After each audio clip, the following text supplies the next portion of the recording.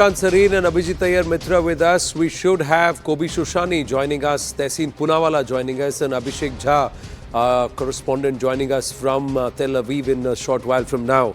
But Sushant Sareen and Abhijit Iyer Mitra, if this is not a wake-up call for the whole world and especially Bharat, then what is?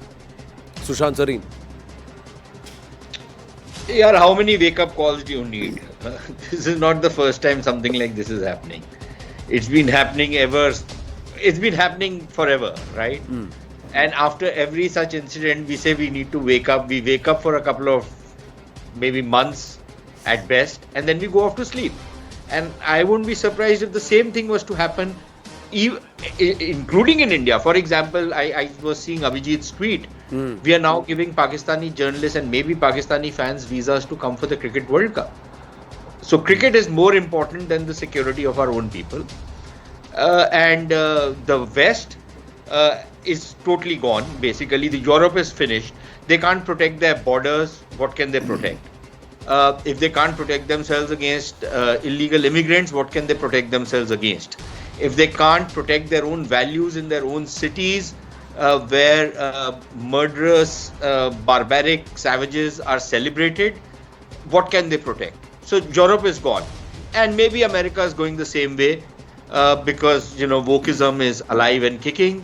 There is some pushback, but that is it. In India again, we wake up for some time, and then our systems are. We make a Bharat Mandapam, and the next day we learn after the event is over, people have stolen the faucets and gone away. So if that is what our attitude is going to be, I don't see much of a hope. The other side is very focused. Those terror groups are extremely focused. They're very committed, and they are basically a death cult. They're ready to die. So I think it's an uneven battle, even as we speak. And yes, what is happening in Israel, Anand, we've seen this in Kashmir. We've seen it in other places. We've seen it in the past, in the 20s and the 40s, in Kerala, in Bengal, in Noakhali. We've seen it in Rawalpindi. People forget the rape of Rawalpindi.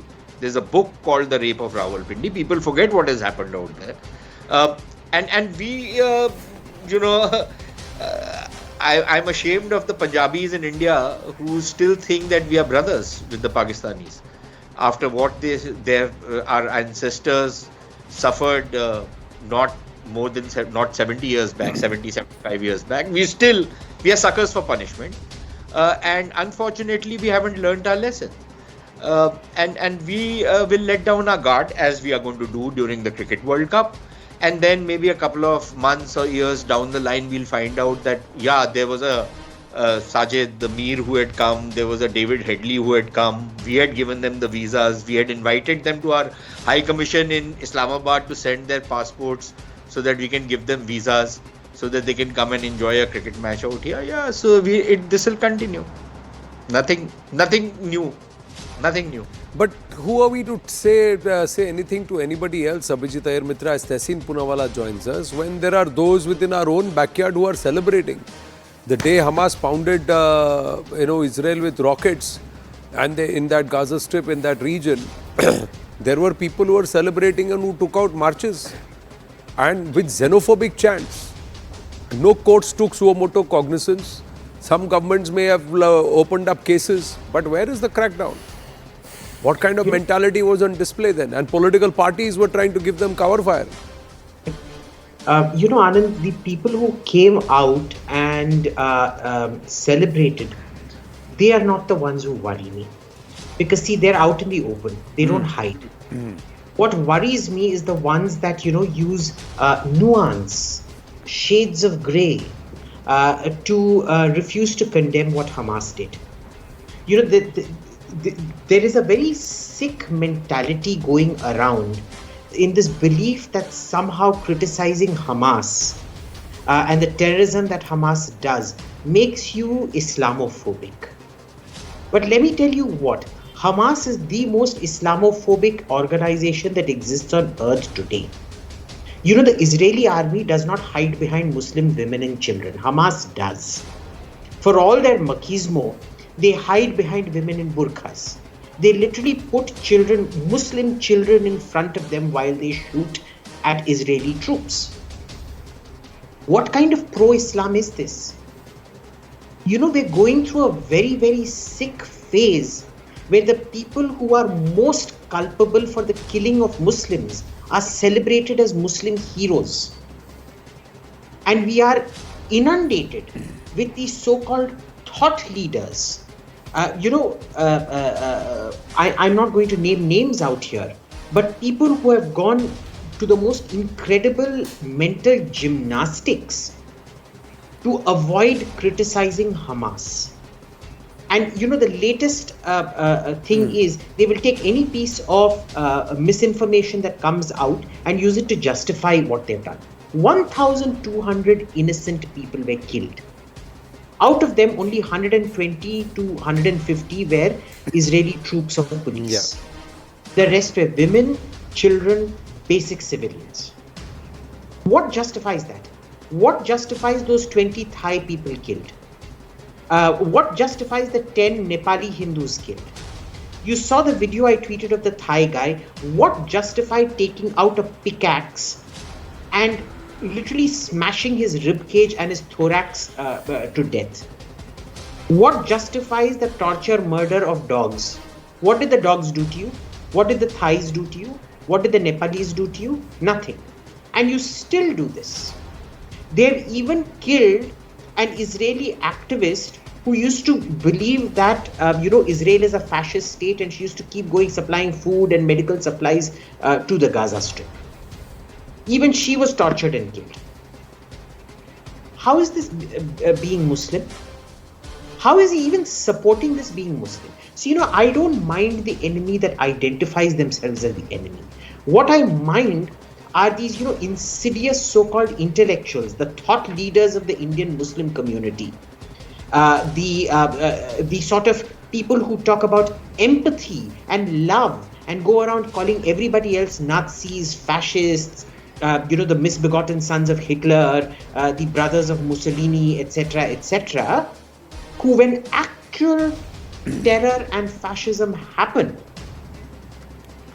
go absolutely radio silence and start talking about nuance and shades of grey. No, you see, if Hitler was the one who was a fascist and who was a monster because he wanted to ethnically cleanse the Jews, it's a similar chant which are saying down with the Jews, down with the Zionists, kill all Jews. So how are you anyway different from that person? You heard what happened in France. You heard the chants at the Sydney Opera House. I'm not going to repeat it out, the first part out here, but the second part is gas the Jews. They said gas the Jews. No, and it was a similar continuum. The language used was no different on any of the continents or in any of the cities. And why are political entities wanting to give such acts some amount of cover fire? Tehseen Poonawalla. Namaskar Anand, thank you so much for having me on the show, and it's wonderful to be with two people I really admire, Sushant and Abhijit. I've been picking Abhijit's brains for what's happening, the colossal failure that Israel has faced, and actually I am not very surprised by Israel's colossal failure, but let's come to the issue of what you've said. First, read my lips. Hamas is a terrorist organization, no if, no but. It is an absolute terrorist organization. India, because I'm an Indian, I'm a nationalist, I stand with my country. My country stands with Palestine, but in this hour of crisis, it stands with Israel. Israel has been attacked by a terrorist organization. The problem out here, Anand, is that my present government has not declared Hamas a terrorist organization. I believe it's a terrorist organization. I wish there was a BJP representative on your show and I would have asked him a question. The entire top leadership of Hamas, these barbaric monsters who torched innocent children, killed dogs and raped women, are today the top leadership hiding in Qatar. The same Qatar that bullied my government over Nupur Sharma, the same Qatar that cancelled my vice president's dinner. They won't have the guts to call Qatar out. That's the hypocrisy of the BJP. I think Hamas is a terrorist organization. A, India should begin by calling it a terrorist organization. B, for your viewers, and because they're two learned people on this show, I don't want to get into the thing. India supports PLO and Fatah, not Hamas. Hamas has got nothing to do with it. Hamas may have won in that election, that stripe and all. India is not with Hamas. Not even Prime Minister Modi. We've never voted against Palestine. We've never voted for Israel or voted against Palestine in the United Nations. Never. So let's be clear on the complexities. However, Hamas is a terrorist organization. And one last thing, I am very disappointed and I want to put this out publicly. Do you know, even reporters, this is because in continuation to what Sushant Bhai was saying, reporters who've been covering the World Cup from Pakistan, the kind of nonsense they've been tweeting, they've all been given visa by India. You want India to be a tough state. We all want India to be a tough state, right? You cover out at the first opportunity this government. It doesn't matter what Tehseen criticizes you or Abhijit criticizes you, anyone else. Take a stand for the country. This government covers out. They covered out in Nupur Sharma. They're giving visa to all those journalists. I'm asking you this question. Which is the government that has not called Hamas a terrorist organization? Sushant Sareen wanted to say something. Yes, Sushant. Yeah, I think I agree with the last part of what Tehseen said, but on the issue of the government not labeling Hamas a terrorist organization, I think when the Prime Minister tweeted, he very clearly said it was a terrorist act and we condemned it outrightly. So I think there was no ambiguity or ambivalence on that particular issue, number one. But yes, technically, Tehseen is right, but technically there is also an issue that we declare terrorist organizations, unlike the US, which has this global list of terrorists and then starts declaring organizations a terrorist organization. In India, we have our own laws, and within the parameters of those laws, it has not officially been declared a terrorist organization. But does anybody in the government think it is not a terrorist organization? I don't think that's the case. But there are certain procedures on the basis of which you declare or you do not declare an organization a terrorist organization, and perhaps all those parameters do not fit into in the case of Hamas, maybe because Hamas has no presence in India. There was, for the longest, we had not declared Al-Qaeda a terrorist organization, and it was not this government at that point of time, it was another government at that point of time also. And then later on, when we found that Al-Qaeda and ISIS had a presence No, but in India, if this thought continuum finds finds any root in India and finds any support, then it's high time we start taking action on that. Gentlemen, please bear with me. I have Mr. Kobi Shoshani with me, who's the Consul General for Midwest India. Can I make one sentence? Can I come back to you, Sushantji, after I have him for a... Just one sentence on this particular issue. Just simply please. That maybe the time has come that we should also adopt the same policy which Tehseen and I would probably be on the same page on, that there are organizations around the world which should be declared terrorist organizations in India, because those are never going to be friends of India anyway. Correct. Right? And we need to be wary of their activities. Point well made, Mr. Shoshani. Namaste. Thank you for your time. And I know these are very, very tough times. I hope those who your loved ones, your friends, your known ones, they are safe. My first question is everything all right with your near and dear ones, Mr. Shoshani? In a small country as Israel, 9 million people, when you have more than 1,000 people that killed, murdered, slaughtered, I don't know how I can describe it in a better way, by these bloody terrorists. In every family in Israel, there is a connection to someone who killed or kidnapped in this brutal attack. I can say that I personally know 2 of girls. One of them was murdered. I cannot say, when I say it, I cannot say even what happened to her. And one kidnapped to Gaza. This is in all houses, in all family in Israel. We know someone. It's a very big tragedy, definitely. And I even cannot define this terror, and I've heard some of the voices before, as a terrorist. They are not a human being. They are animals on 2 legs, and even to tell them that they are animals is a compliment for them. Mr. Shoshani, my condolences, and on behalf of all fellow Indians, we extend full solidarity and support with the people of Israel and with Israel. But let me ask you, sir, what's the current situation? More than 4 days into this war, there is a vow that the Hamas will be destroyed and uprooted once and for all. How far has the IDF moved in that direction? First of all, it's very, very clear, and I think that there is no doubt and there is no even question mark concerning this aim of the war. I have to tell you, you asked me about the situation right now in Israel. Right now, in most of the part of the south part of Israel, the army is controlled. There are several incidents, like it was 5 minutes ago, then 8 terrorists have been killed. by the Israeli special forces that try to enter to the state of Israel. And still there are rockets going on to the center of Israel and the southern part of Israel, but were intercepted by our Iron Dome. This is the current situation. In between, airstrike continue to bombard these bloody terrorists in the Gaza Strip, and it will be harder and harder and harder until we reach our aim. But as these buildings that we see in the pictures, we're given to understand the Gaza Strip also is a maze of tunnels. One of the two masterminds who Israel believes has plotted these attacks, is he still hiding in those tunnels? Definitely. I mean, this is part of the Hamas concept, to leave the population up in the air and then go down through the tunnels.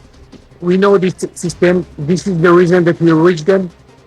That's the part that I think within a few hours, no electricity in the Gaza Strip, no fuel, no water. Right now, we are handling a war against the brutal criminals, and they will pay the price, heavy price, that what they made 4 days ago.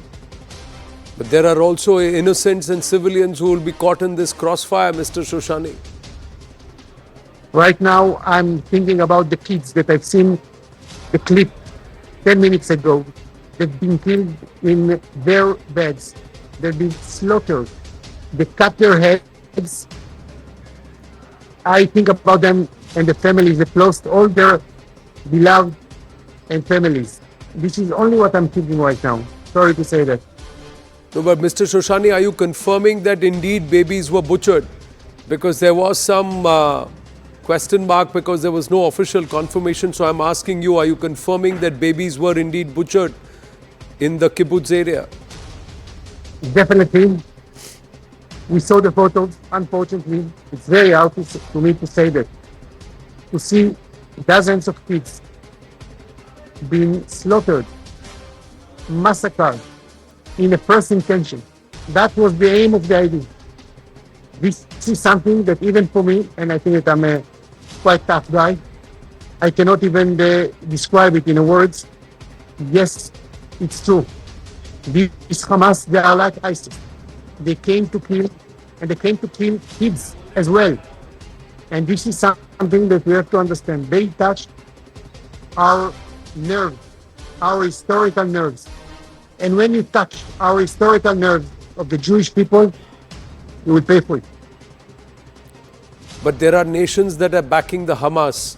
How would you like those who are your friends, your allies, who are backing Israel?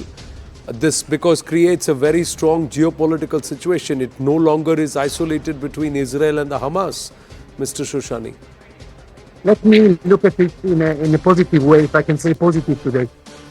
I heard, I saw, and I listened to the great leader of the world, democracies, like your Prime Minister, like President Biden, that sent the carrier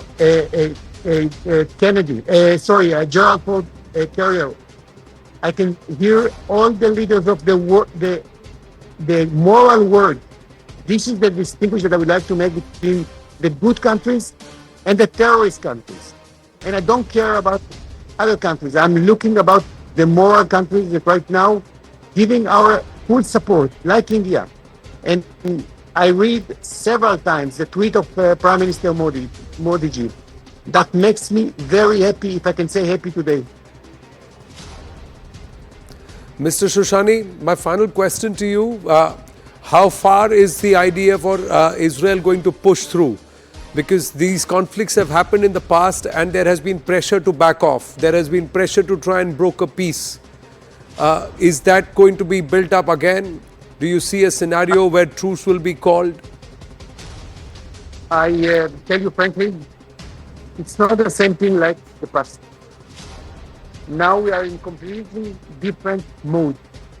We are in a completely different scale, and we are in a completely different reaction that haven't been seen in the Middle East before. When you touch our wives, when you touch our father and mothers, and I know that India is like Israel. The family is the most important thing. When you slaughter our kids, it's not the same thing that happened before. And in this case, Israel is completely united, completely together to bring Hamas to the end, not less than that. Mr. Shoshani, I thank you for your time and more strength to your forces and to your entire commitment to eradicate terror, this terror that is the Hamas. Thank you very much for speaking with us.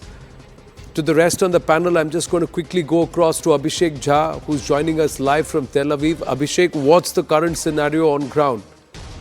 Whereabouts are you? Current scenario in Tel Aviv is there is a calmness that is very uneasy. People are not on street.